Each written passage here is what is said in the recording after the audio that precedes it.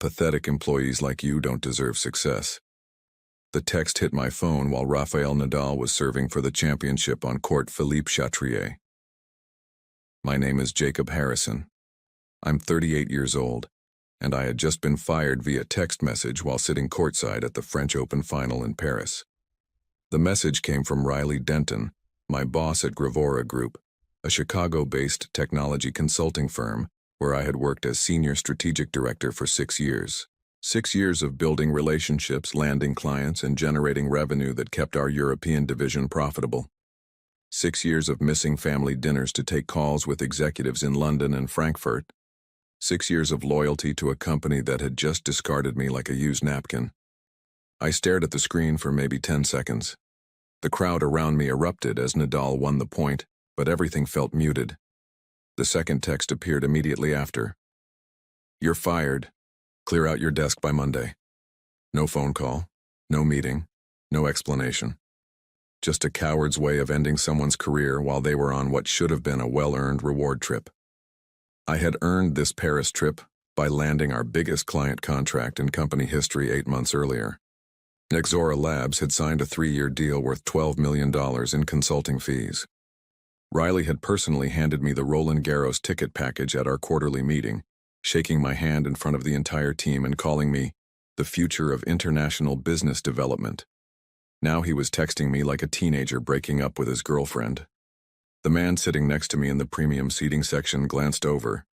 He was older, maybe 55, wearing an expensive watch and a calm expression that suggested he was used to being in important places. I had seen his face somewhere before but couldn't place it immediately. "Everything all right?" he asked quietly, his accent distinctly British. I looked at him more carefully. Recognition hit me like a cold wave. Gerard Bellamy, Chief Executive Officer of Lunara Ventures, our biggest competitor in the European technology consulting market.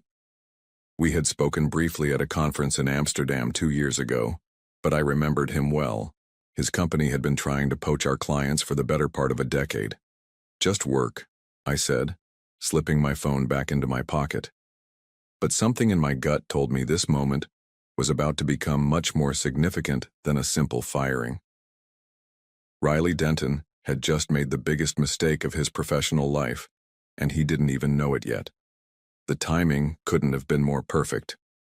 I had built Gravora Group's European operations from nothing. When I started 6 years ago, we had 0 international clients and no presence outside the Chicago metropolitan area. Riley hired me specifically to change that, promising equity stakes and partnership opportunities that never materialized. My background was in enterprise software implementation, but I had a talent for understanding how European businesses operated differently from American companies. I spent 2 years learning German and French, traveling constantly and building relationships with technology executives across 12 countries. The results spoke for themselves. In 6 years, I had brought in 43 major clients with a combined contract value of $78 million. Our European division now represented 37% of Gravora Group's total revenue. But Riley had always been threatened by my success. He was the type of executive who demanded credit for every victory while distancing himself from any failure. When Nexora Labs initially rejected our proposal 18 months ago, Riley publicly blamed my cultural misunderstanding of their needs. When I eventually won them back with a revised strategy, he told the board it was his leadership that made the difference. The warning signs had been building for months. Riley stopped including me in senior leadership meetings. He hired his nephew, Trevor Denton, as Assistant Director of European Relations without consulting me. Trevor had 0 international experience and spoke only English, but he was family. 3 weeks ago, I discovered that Riley had been taking client calls that should have gone through me. When I confronted him about it, he said he was streamlining communications and that I shouldn't worry about matters above my pay grade. My wife, Catherine, had noticed the change in my demeanor. "He's setting you up for something," she said after I told her about the nephew situation. "Men like that don't bring in family unless they're planning to push someone out." I had dismissed her concerns. After 6 years of generating revenue and building the European business, I thought my position was secure. I had client relationships that would be impossible to replace quickly, I had institutional knowledge about European markets that Riley needed. I was wrong. What I didn't know was that Trevor had been systematically working to undermine my client relationships. He had convinced Riley that I was going native and putting European client interests ahead of company profits. He suggested that my frequent travel was excessive, and that most of my responsibilities could be handled remotely by someone based in Chicago. The Roland Garros trip was supposed to be recognition for my achievements. Instead, it was apparently Riley's way of getting me out of the country while they prepared my termination. But Riley had made one critical miscalculation. He fired me while I was sitting next to the one person who could turn his power play into a catastrophic business mistake. I pulled my phone out again and reread Riley's messages. The words felt even more insulting the second time. Pathetic employees like you don't deserve success. The arrogance was breathtaking. Gerard Bellamy was still watching the match, but I could sense his attention had shifted slightly in my direction. He was the kind of executive who noticed everything, and my reaction to those text messages hadn't been subtle enough. The full weight of what had just happened began to settle in. Riley hadn't just fired me. He had humiliated me. The timing was calculated to cause maximum damage. Firing me while I was in Paris meant I couldn't defend myself, couldn't gather documents, couldn't speak to clients or colleagues before word spread through the office. But as I sat there watching Nadal celebrate his victory, something shifted inside me. The initial shock and hurt were transforming into something colder and more focused. Riley had underestimated me completely. I thought about my client relationships. Nexora Labs had specifically requested that I remain their primary contact throughout the contract period. Klaus Weber at Kristen Global had told me just last month that he considered me irreplaceable. Marie Dubois at Hollowgate Systems had been pushing for a contract extension specifically because she trusted my oversight of their implementation. These weren't just business relationships. They were partnerships built on 6 years of trust, competence, and cultural understanding. Riley seemed to think he could simply inherit them by firing me and installing his nephew. He was about to learn otherwise. I glanced at Gerard Bellamy again.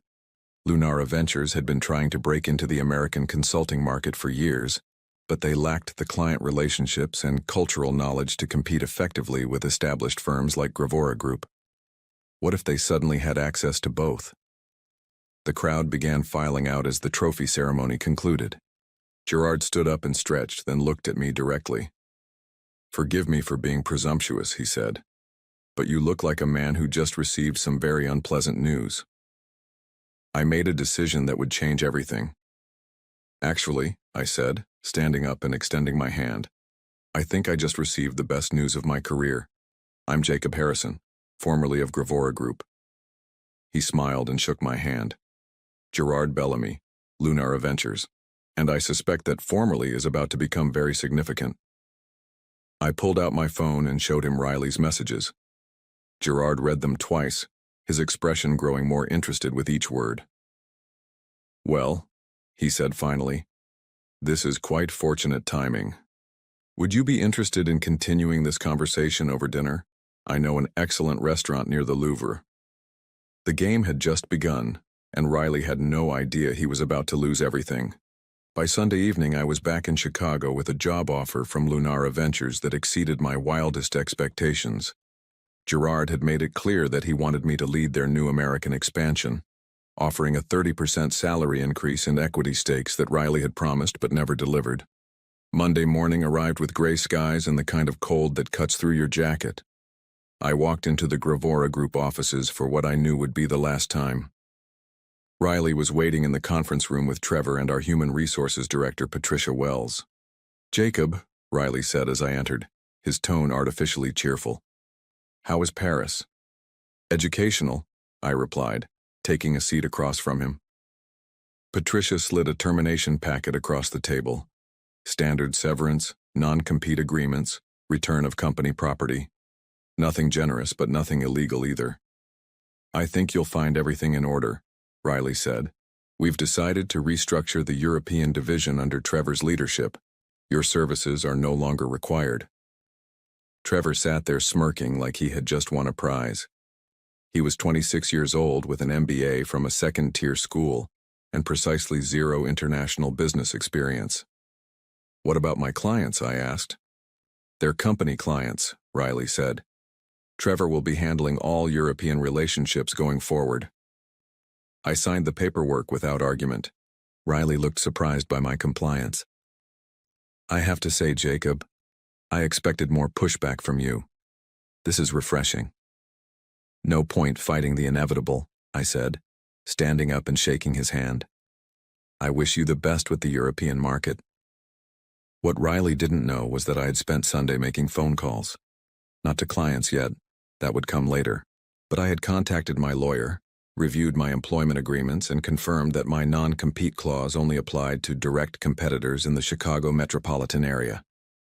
Lunara Ventures was based in London. I cleaned out my desk while Trevor watched from across the office.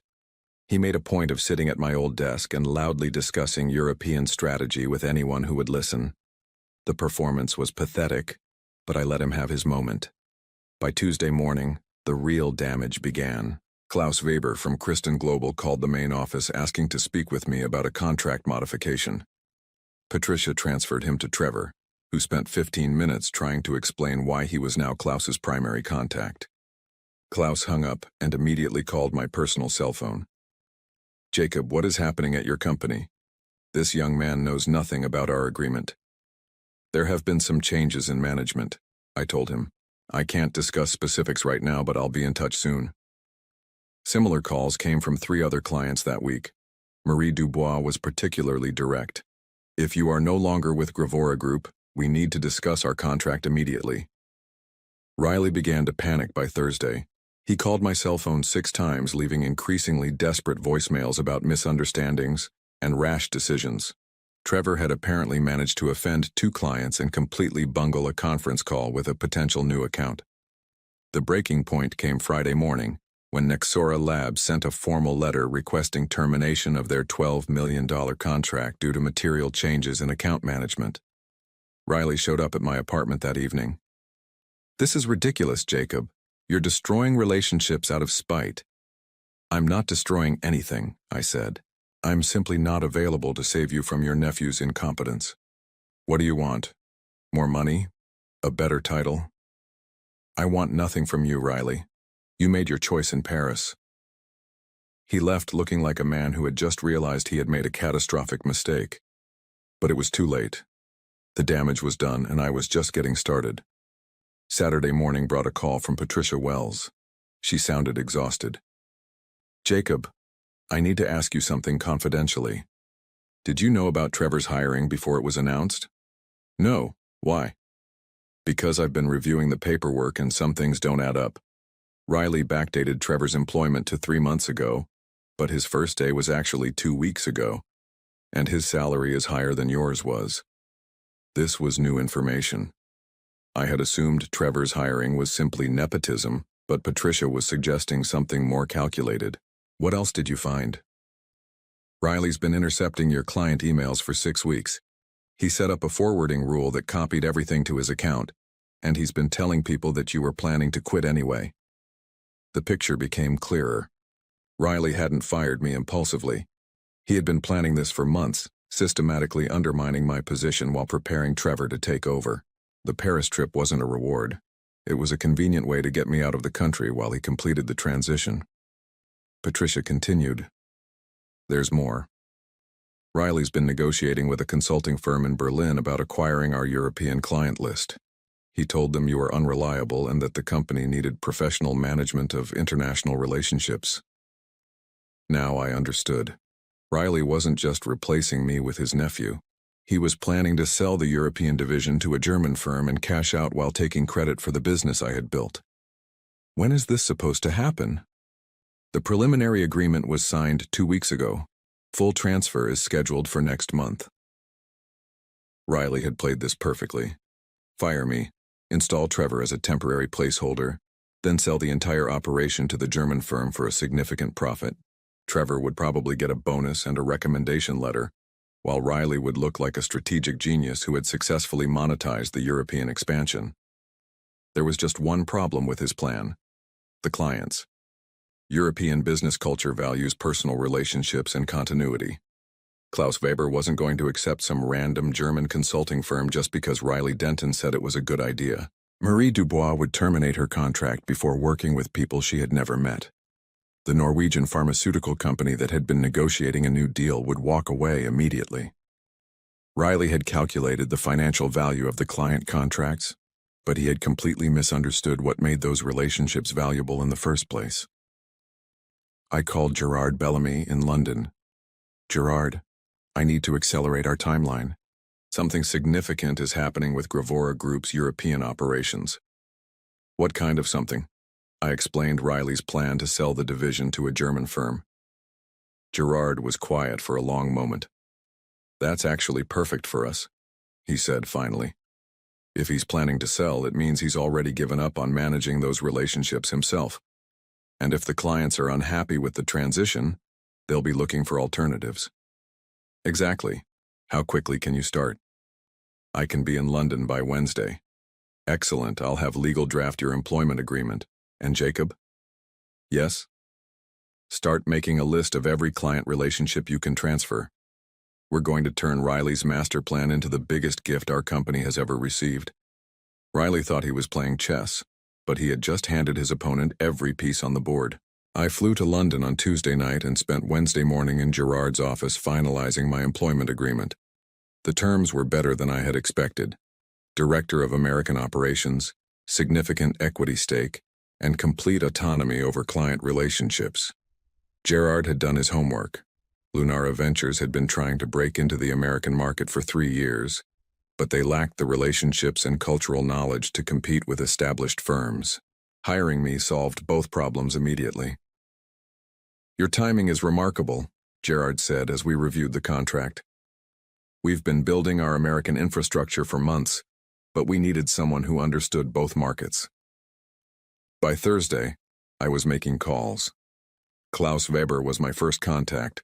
I explained that I had joined Lunara Ventures and would be continuing to support his technology implementation from London. This is much better, Klaus said. Lunara Ventures has an excellent reputation in Europe. When can we transfer the contract?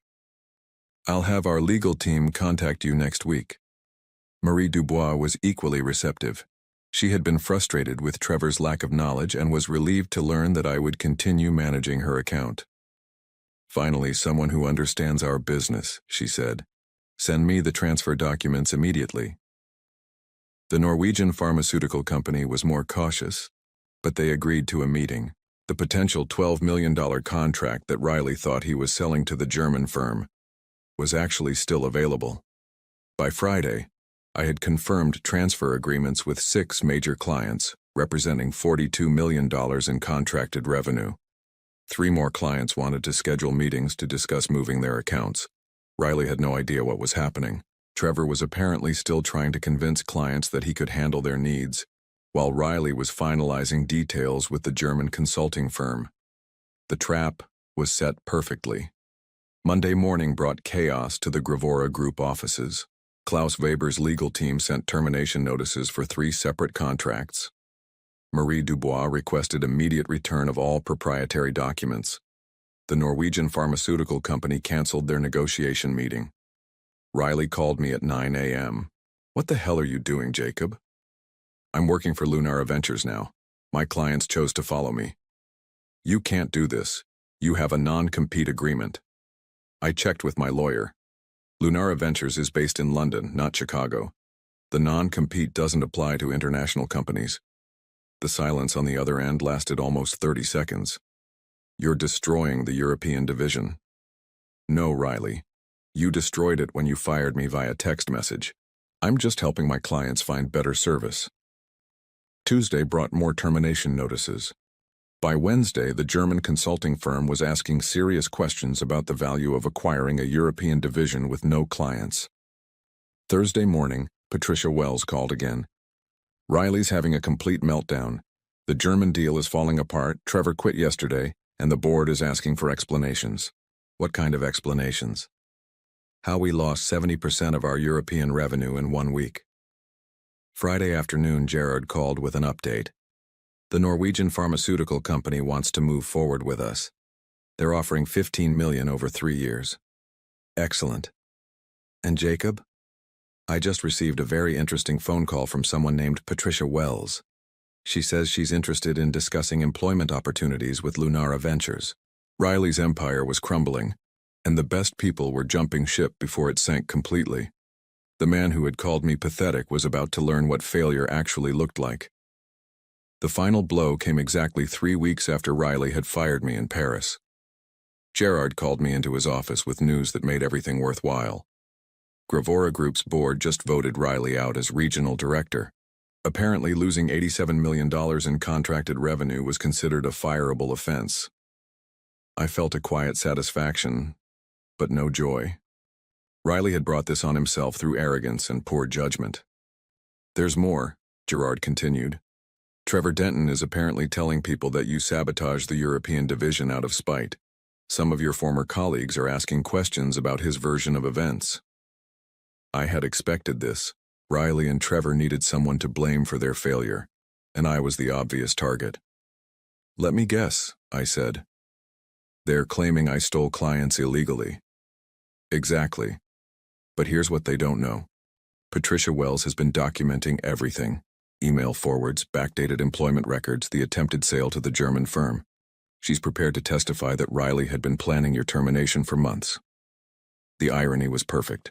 Riley's methodical planning had created a paper trail that proved his actions were calculated rather than reactive. If he had simply fired me honestly, he might have retained some clients. Instead, his deception had made my departure look justified to everyone involved. What happens now? Patricia starts with us next month as European Operations Manager. Klaus Weber is recommending us to 2 companies in Munich, and the Norwegian pharmaceutical deal is expanding to include their sister company in Oslo. Riley's text message from Paris had cost him everything: his job, his reputation, and the business division he had tried to steal. Meanwhile, Lunara Ventures had gained a foothold in the American market worth over $100 million in potential revenue. Justice had been served quietly, professionally, and completely. 6 months later, I was reviewing quarterly reports in my London office when Catherine called from Chicago. "You'll never guess who I saw at the grocery store yesterday," she said. "Riley? He was bagging groceries at the supermarket near our old apartment. He looked terrible." I felt no satisfaction from Riley's downfall. Destroying someone's career brings no lasting peace, even when they deserve it. But I had learned something valuable about loyalty, timing, and the importance of treating people with basic respect. Lunara Ventures had exceeded all expectations. We had landed 14 major American clients and opened offices in Boston and Seattle. The Norwegian pharmaceutical contract had grown into a partnership that spanned 5 countries. Most importantly, I had found a company that valued competence over politics. Gerard treated me as an equal partner, not a threat to his authority. Our success was shared success, not a zero-sum competition. Catherine joined me in London in the spring. We bought a house in Hampstead and started talking about children. For the first time in years, I felt like I was building something permanent rather than just surviving someone else's ambitions. The Roland Garros tournament returned to Paris in June. Gerard gave me tickets again, but this time I watched from the corporate hospitality suite that Lunara Ventures had purchased. Rafael Nadal won his 14th French Open title that day. As he lifted the trophy, I thought about how much my life had changed since the previous year. Sometimes the worst thing that happens to you turns out to be the best thing that could have happened. Riley's text message had set me free, even though that wasn't his intention. I never thanked him for it, but maybe I should have.